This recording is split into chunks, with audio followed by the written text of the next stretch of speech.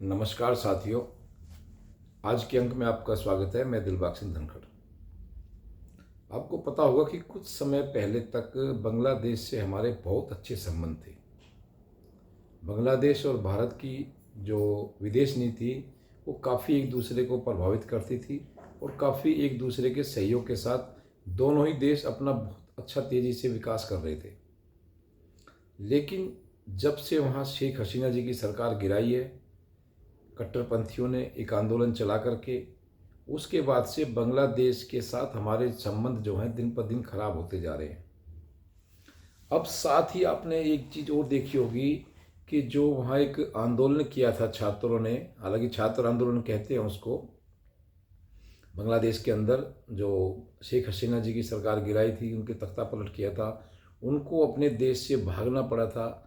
आपको पता होगा कि 2 मिनट का समय भी वहाँ की आर्मी ने उनको नहीं दिया था कि अपने देश को संबोधित कर सके। लेकिन फिर भी उन्होंने किसी तरह से अपनी जान बचाकर वहाँ से भागी और भारत ने उनकी शरण दी हुई है, भारत में शरण वो ले हुई हैं। लेकिन तब तक हमारे देश का जो एक बांग्लादेश के साथ था, कोई ऐसा संबंध हमारे खराब नहीं थे। लेकिन अभी आप देखेंगे दिन पर दिन बांग्लादेश के साथ हमारे संबंध भी खराब होते जा रहे हैं। और उसका सबसे मेन और मुख्य कारण ये है कि उनका जो आंदोलन सरकार को गिराने का था, शेख हसीना की सरकार को वहाँ एक आंदोलन था जो सरकार गिराने के लिए, लेकिन उस आंदोलन ने काफ़ी समय से एक अपना रुख बदल लिया है और वहाँ के जो हिंदू जो आबादी वहाँ है उस पर वो बहुत बड़े अत्याचार कर रहे हैं।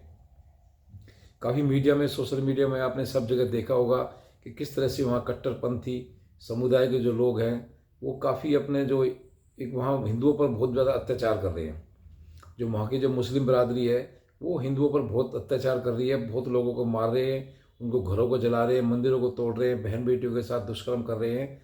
ये एक बांग्लादेश के अंदर जो घटना घट रही है ये बहुत ही दर्दनाक और बहुत ही शर्मनाक है।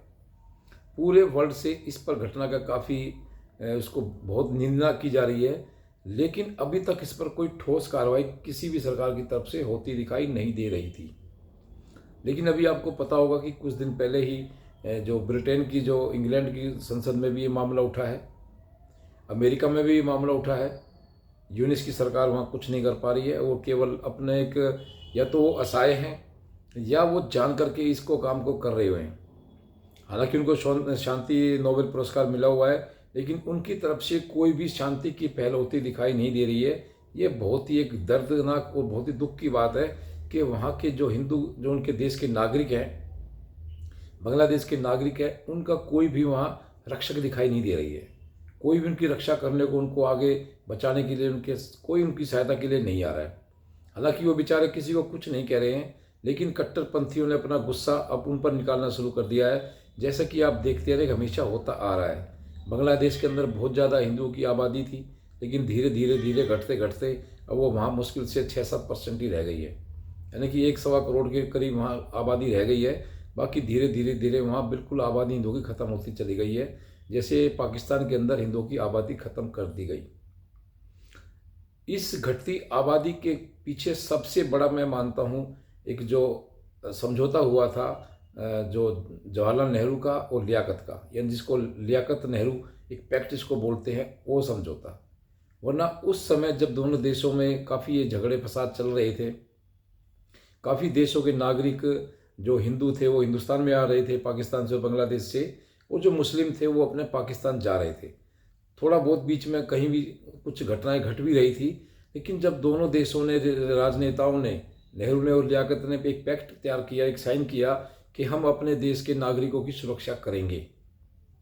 नेहरू ने तो उस पैक्ट को पूरा किया और भारत में कभी ऐसा की घटना घटने आपको दिखाई भी नहीं देगी कि कभी मुसलमानों पर, मुस्लिमों पर कोई बहुत बड़ा यहाँ एक जिस तरह से नरसंहार की कोई स्थिति ऐसे तैयार हुई हो। लेकिन बांग्लादेश के अंदर और पाकिस्तान के अंदर हिंदुओं का बहुत समय समय पर नरसंहार होता रहा है और उनकी वहाँ पॉपुलेशन बिल्कुल जीरो पर ला दी गई है, बहुत जो पॉपुलेशन उनकी घटा दी गई है।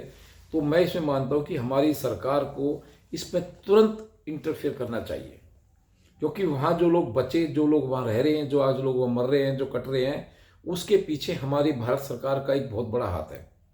अगर हमारी भारत सरकार ने जब कोई समझौता वहाँ किया था, वो समझौता अगर वो सरकार पूरा नहीं कर रही है, तो हमें भी उस देश के अंदर जा कर के अपने जो नागरिकों को, अपने हिंदू भाइयों को बचाना चाहिए।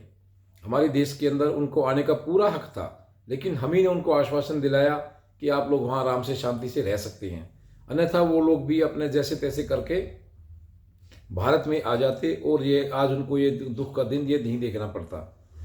तो इस तरह से मानता हूँ कि सरकार को इसमें बहुत तेज़ी से बहुत बड़ा कदम उठाना चाहिए, जिससे कि वहाँ की हिंदू आबादी को बचाया जा सके और उनको एक सुरक्षित जीवन, एक सम्मान्य जीवन दिया जा सके।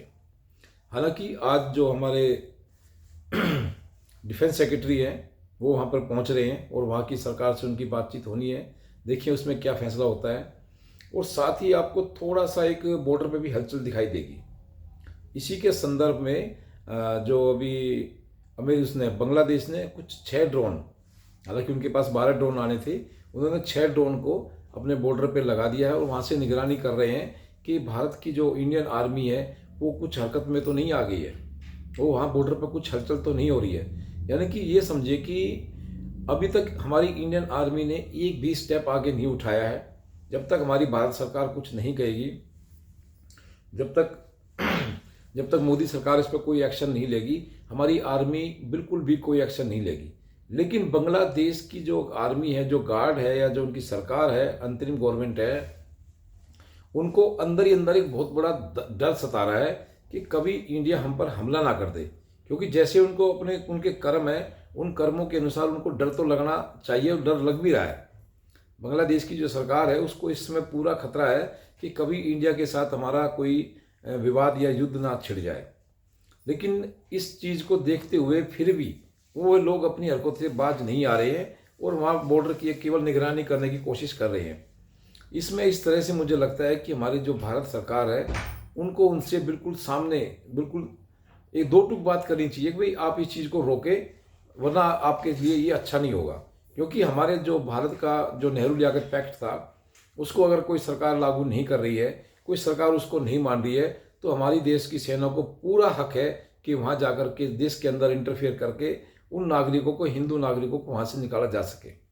अन्यथा वो ऐसे मरते रहेंगे, कटते रहेंगे और सरकारें कुछ नहीं कर रही। राजनीति हो रही है चारों तरफ, लेकिन उन बेचारों की ज़िंदगी पर दिन रात कुछ ना कोई तलवार लटकी रहती है। उन पर कोई ऐसा अभी तक सरकार ने कोई ब्लूप्रिंट या कोई ऐसी चीज़ तैयार नहीं की है जिससे कि उनको लगे कि आने वाले समय में उनकी सुरक्षा की जा सकती है। तो इस तरह से मैं मानता हूँ कि अगर नेहरू लियाकत पैक्ट का कोई भी देश, अगर वहाँ बांग्लादेश जो बन गया है, पहले पाकिस्तान के अंदर ही था, अगर वो पैक्ट को लागू नहीं करते हैं, उनको पूरी तरह से पालन नहीं हो रहा है, तो हमारी सरकार को पूरा हक है, हमारी गवर्नमेंट को, हमारी आर्मी को पूरा हक है कि वहाँ जाके इंटरफेयर करे और उन निर्दोष नागरिकों को वहाँ से सुरक्षित बचा करके अपने देश भारत में लाएं, क्योंकि यह उनका हक है। यह हम उन पर, हमारी सरकार उन पर कोई एहसान नहीं करेगी हिंदू नागरिकों को यहाँ लाने में, क्योंकि ये उनका हक था जो इस हक को एक नेहरू लियाकत पैक्ट के जरिए ही उनसे छीना गया। अन्यथा मैं दोबारा दोहरा रहा हूँ कि वो लोग काफ़ी समय ही पहले अपने भारत में आ गए होते। केवल देश की जो सेना सरकारें थी उन पर उन्होंने भरोसा किया और वो वहाँ रह गए।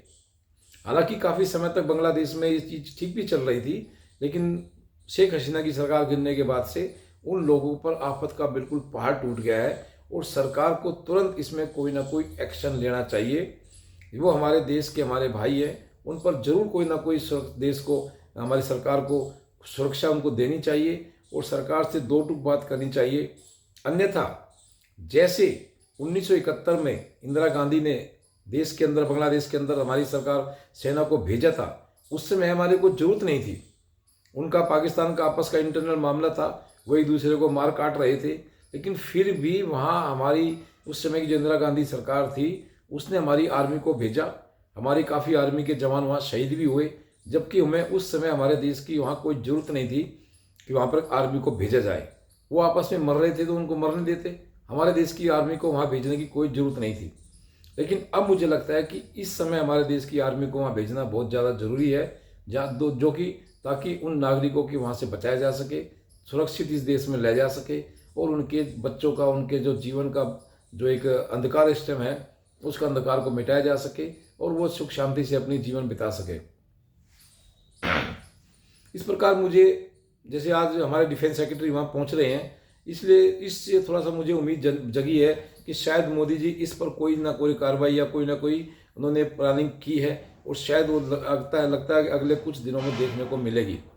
अन्यथा जब 20 जनवरी को डोनाल्ड ट्रंप जहाँ वहाँ राष्ट्रपति पद पर बैठ जाएंगे, सरकार उनके हाथ में आ जाएगी, तब मुझे लगता है कि ये जो मोहम्मद यूनिस है, बांग्लादेश का जो इस टाइम अंतरिम जो उसका प्रधानमंत्री बनाया हुआ है, इसको हटाया जाएगा और सही किसी ऐसे आदमी को बिठाया जाएगा डोनाल्ड ट्रंप की तरफ से जो थोड़ा भारत हितैषी हो, हिंदू हितैषी हो। लेकिन जब तक मुझे लगता है कि वहाँ के नागरिकों को बहुत ज़्यादा दुख तकलीफ मिलती रहेगी, उनको तुरंत हिंदू नागरिकों को वहाँ से सुरक्षा प्रदान करनी चाहिए और तुरंत भारत देश में लाना चाहिए। आज के अंक में इतना ही। आप इस वीडियो पर बने रहें, लाइक शेयर सब्सक्राइब करें। आपका बहुत बहुत धन्यवाद।